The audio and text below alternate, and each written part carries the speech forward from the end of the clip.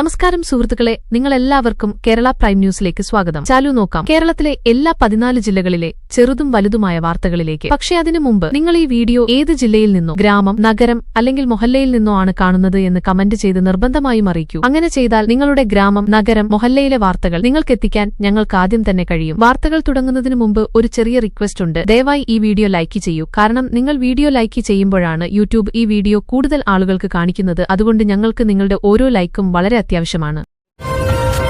കേരള നിയമസഭാ തെരഞ്ഞെടുപ്പ് 2026 വോട്ടെടുപ്പ് പൂർത്തിയായതിനു ശേഷം ഇന്ന് വിവിധ ഏജൻസികളുടെ എക്സിറ്റ് പോൾ ഫലങ്ങൾ പുറത്തുവന്നു. മിക്ക സർവേകളിലും കോൺഗ്രസ് നേതൃത്വത്തിലുള്ള യുഡിഎഫും ഭരണത്തിലിരിക്കുന്ന എൽഡിഎഫും തമ്മിൽ കടുത്ത മത്സരം നിലനിൽക്കുന്നതായി കാണുന്നു. ചില പോളുകൾ യുഡിഎഫിന് മുന്നേറ്റം നൽകുന്നുണ്ട്. ഇതോടെ സംസ്ഥാനത്ത് ഓരോ 5 വർഷത്തിലൊരിക്കൽ സർക്കാർ മാറുന്ന പതിപ്പ് വീണ്ടും മടങ്ങിയെത്തുമെന്ന സൂചനകൾ ശക്തമാകുന്നു. എക്സിറ്റ് പോൾ ഫലങ്ങൾക്കിടയിൽ മുഖ്യമന്ത്രി പിണറായി വിജയന് എൽഡിഎഫിന്റെ ജനക്ഷേമ പദ്ധതികൾ കാരണം ജനങ്ങൾ തങ്ങളെ 3ാം തവണയും സേവിക്കാനുള്ള അവസരം നൽകുമെന്ന് ആത്മവിശ്വാസം പ്രകടിപ്പിച്ചു. ടെലിവിഷന് ചാനലുകളുടെ കണക്കുകളിൽ നിന്ന് ഭൂതല യാഥാർത്ഥ്യം വ്യത്യസ്തമായിരിക്കുമെന്ന് അദ്ദേഹം പറഞ്ഞു. തങ്ങളുടെ വികസന മാതൃകയെ വോട്ടർമാര് പൂർണ്ണമായി അംഗീകരിച്ചുവെന്നും അധികാരത്തിൽ തുടരാനാകുമെന്നുമാണ് ഇടതുപക്ഷ ക്യാമ്പിന്റെ പ്രതീക്ഷ. ഇത്തവണ കേരളത്തില് റെക്കോർഡ് 78.27% വോട്ടെടുപ്പ് രേഖപ്പെടുത്തിയിട്ടുണ്ട്. ഇത് രാഷ്ട്രീയ വിശകലകർക്ക് അമ്പരപ്പുണ്ടാക്കി. ഉയർന്ന വോട്ടെടുപ്പ് ശതമാനം സാധാരണയായി ഭരണവിരുദ്ധ തരംഗത്തിന്റെ സൂചനയായി കണക്കാക്കപ്പെടുന്നുണ്ടെങ്കിലും ഇത് തങ്ങളുടെ പിന്തുണക്കാര് കാണിച്ച ആവേശത്തിന്റെ ഫലമാണെന്നാണ് എൽഡിഎഫിന്റെ അവകാശവാദം. ഇനി എല്ലാവരുടെയും കണ്ണുകള് മെയ് മാസം 4-ാം തീയതി നടക്കുന്ന വോട്ടെണ്ണലിലേക്കാണ്. അത് സംസ്ഥാനത്തിന്റെ ഭാവി തീരുമാനിക്കും.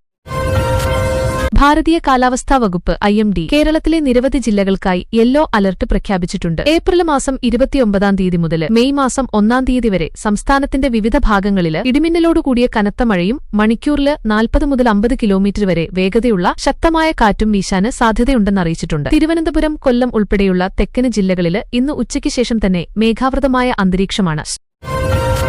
കേരളത്തിലെ പാലക്കാട് ജില്ലയിൽ കടുത്ത ചൂട് തുടരുകയാണ്. ഇവിടെ താപനില 41 ഡിഗ്രി സെൽഷ്യസിന് മുകളിലെത്തി. ആരോഗ്യവകുപ്പ് ഹീറ്റ് സ്ട്രോക്ക് മുന്നറിയിപ്പ് നൽകി. രാവിലെ 11 മണി മുതൽ ഉച്ചയ്ക്ക് 3 മണിവരെ നേരിട്ടുള്ള സൂര്യപ്രകാശത്തിൽ പുറത്തിറങ്ങരുതെന്ന് ജനങ്ങളോട് നിർദ്ദേശിച്ചു. ചൂട് കാരണം വൈദ്യുതി ആവശ്യകതയിലും വലിയ വർധനവ് രേഖപ്പെടുത്തി.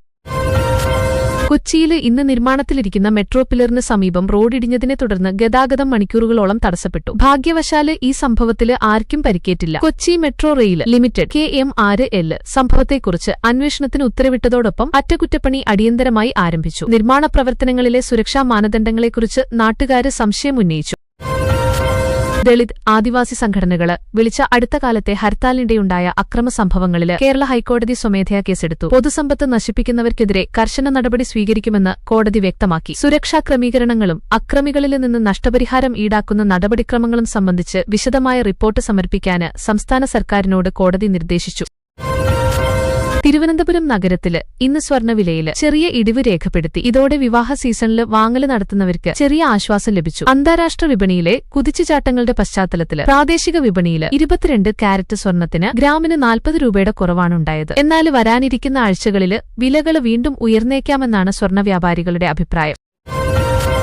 വയനാട് വന്യജീവി സങ്കേതത്തിന് സമീപം കാട്ടാനയുടെ ആക്രമണത്തില് ഒരു കർഷകന് ഗുരുതരമായി പരിക്കേറ്റു. ഇന്ന് രാവിലെ കർഷകന് തന്റെ കൃഷിയിടം കാവല് നോക്കുന്നതിനിടെയാണ് സംഭവം നടന്നത്. വന്യജീവികള് കുടിയേറ്റ പ്രദേശങ്ങളിലേക്ക് എത്തുന്നത് തടയാന് ശക്തമായ വേലി സ്ഥാപിക്കണമെന്നാവശ്യപ്പെട്ട് നാട്ടുകാര് വനം വകുപ്പിനെതിരെ പ്രതിഷേധിച്ചു. സർക്കാർ നഷ്ടപരിഹാരം നൽകുമെന്ന് ഉറപ്പു. കേരള സ്റ്റാർട്ടപ്പ് മിഷൻ KSUM ഇന്ന് കൊച്ചിയില് പുതിയ ടെക് ഹബ് ഉദ്ഘാടനം ചെയ്തു. പുതുമുഖ സംരംഭകർക്ക് ആഗോളവേദി ഒരുക്കുക എന്നതാണ് ഇതിന്റെ ലക്ഷ്യം. ഈ കേന്ദ്രത്തില് 100-ലധികം സ്റ്റാർട്ടപ്പുകൾക്ക് ആധുനിക സൌകര്യങ്ങളോടെ പ്രവർത്തിക്കാം. കേരളം ഉടനെ തന്നെ രാജ്യത്തിന്റെ പ്രധാന ഡീപ് ടെക് സ്റ്റാർട്ടപ്പ് കേന്ദ്രമായി മാറുമെന്നും ഇതിലൂടെ യുവാക്കൾക്ക് തൊഴിലവസരങ്ങൾ വർദ്ധിക്കുമെന്നും IT സെക്രട്ടറി പറഞ്ഞു. ശബരിമല ക്ഷേത്രത്തില് മാസപൂജയ്ക്കായി വലിയ തോതില് ഭക്തരെത്തിക്കൊണ്ടിരിക്കുകയാണ്. ചൂട് കണക്കിലെടുത്ത് കുടിവെള്ളവും നിഴലും ഉൾപ്പെടെയുള്ള പ്രത്യേക ക്രമീകരണങ്ങള് തിരുവിതാംകൂര് ദേവസ്വം ബോർഡ് ഏർപ്പെടുത്തിയിട്ടുണ്ട്. ക്യൂകള് നിയന്ത്രിക്കാന് അധിക പോലീസ് സേനയെ വിന്യസിച്ചിട്ടുണ്ട്. പ്ലാസ്റ്റിക് ഉപയോഗം ഒഴിവാക്കണമെന്ന് ക്ഷേത്ര ഭരണസമിതി ഭക്തരോട് അഭ്യർത്ഥിച്ചു. കോഴിക്കോട് മെഡിക്കല് കോളേജില് ഡോക്ടർമാര് സങ്കീർണമായ ശസ്ത്രക്രിയയിലൂടെ അബദ്ധത്തില് നാണയം വിഴുങ്ങിയ ഒരു കുഞ്ഞിന്റെ ജീവന് രക്ഷിച്ചു. എൻഡോസ്കോപ്പി നടപടിയിലൂടെ നാണയം സുരക്ഷിതമായി പുറത്തെടുത്തു. ഡോക്ടർമാരുടെ ഈ വിജയത്തിന് സാമൂഹ്യമാധ്യമങ്ങളില് വലിയ അഭിനന്ദനമാണ് ലഭിക്കുന്നത്. വിജയകരമായ ചികിത്സയ്ക്ക് ശേഷം കുട്ടിയെ ഇന്ന് ആശുപത്രിയിൽ നിന്ന് ഡിസ്ചാർജ് ചെയ്തു. കേരളത്തിന്റെ തീരപ്രദേശങ്ങളില് കടൽനിരപ്പ് ഉയരുന്നതും തീരക്ഷയവും മൂലം മത്സ്യത്തൊഴിലാളി സമൂഹങ്ങളില് ആശങ്ക വർദ്ധിക്കുകയാണ്. ആലപ്പുഴയും തിരുവനന്തപുരം തീരദേശങ്ങളിലും നിരവധി കുടിലുകൾക്ക് കേടുപാടുകൾ സംഭവിച്ചു. ബാധിത കുടുംബങ്ങളുടെ പുനരധിവാസത്തിനായി പ്രത്യേക പാക്കേജ് പ്രഖ്യാപിച്ച മത്സ്യബന്ധന മന്ത്രി തീരസംരക്ഷണ ഭിത്തികൾ ശക്തിപ്പെടുത്താൻ പുതിയ പദ്ധതികൾക്കും അനുമതി നൽകി.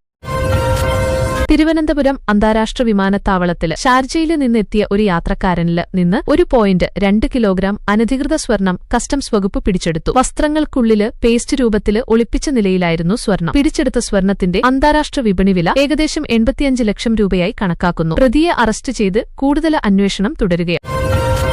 സംസ്ഥാനത്ത് സർക്കാർ സ്കൂളുകളുടെ അടിസ്ഥാന സൌകര്യ വികസനത്തിനായി വിദ്യാകിരണം പദ്ധതിയുടെ ഭാഗമായി 200 കോടി രൂപയുടെ പുതിയ ഫണ്ട് സർക്കാർ അനുവദിച്ചു. ഗ്രാമപ്രദേശങ്ങളിലെ സ്കൂളുകളിൽ ഹൈടെക് ലാബുകളും പുതിയ കെട്ടിടങ്ങളും നിർമ്മിക്കാൻ ഈ തുക വിനിയോഗിക്കും. ഡിജിറ്റൽ വിദ്യാഭ്യാസ രംഗത്ത് കേരളം തന്റെ മുൻനിര സ്ഥാനം നിലനിർത്തുമെന്ന് വിദ്യാഭ്യാസ മന്ത്രി പറഞ്ഞു.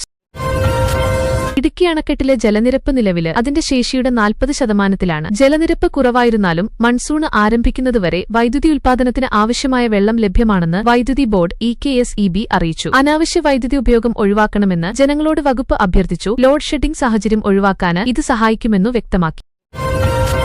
കണ്ണൂരില് ഇന്ന് ഒരു പഴയ കെട്ടിടം തകർന്നു വീണതിനെ തുടർന്ന് 2 നിർമ്മാണ തൊഴിലാളികൾ അവശിഷ്ടങ്ങൾക്കടിയിൽപ്പെട്ടു. ഫയർ ബ്രിഗേഡിന്റെ കഠിന പരിശ്രമത്തിന് ശേഷം ഇരുവരെയും സുരക്ഷിതമായി പുറത്തെടുത്തു. സമീപത്തെ സ്വകാര്യ ആശുപത്രിയിൽ പ്രവേശിപ്പിച്ചിരിക്കുന്ന ഇവരുടെ നില തൃപ്തികരമാണെന്ന് അറിയിച്ചു. സുരക്ഷാ മാനദണ്ഡങ്ങൾ അവഗണിച്ചെന്നാരോപിച്ച് കോൺട്രാക്ടറിനെതിരെ പോലീസ് കേസ് രജിസ്റ്റർ ചെയ്തു. മൺസൂൺ ടൂറിസം പ്രോത്സാഹിപ്പിക്കുന്നതിനായി കേരള ടൂറിസം വകുപ്പ് പുതിയ അന്താരാഷ്ട്ര മാർക്കറ്റിംഗ് ക്യാമ്പയിന് ആരംഭിച്ചു. ഈ വർഷം ഗൾഫ് രാജ്യങ്ങളിലെയും യൂറോപ്പിലെയും ടൂറിസ്റ്റുകളുടെ എണ്ണം റെക്കോർഡ് നിലയിലാകുമെന്നാണ് പ്രതീക്ഷ. പ്രത്യേകിച്ച് ആയുർവേദ കേന്ദ്രങ്ങളും ഹൌസ് ബോട്ട് ഓപ്പറേറ്റർമാരും പ്രത്യേക ടൂർ പാക്കേജുകൾ ഒരുക്കിയിട്ടുണ്ട്. പ്രധാന ടൂറിസം കേന്ദ്രങ്ങളിൽ സുരക്ഷ വർദ്ധിപ്പിച്ചിട്ടുണ്ടെന്ന് സർക്കാർ അറിയിച്ചു.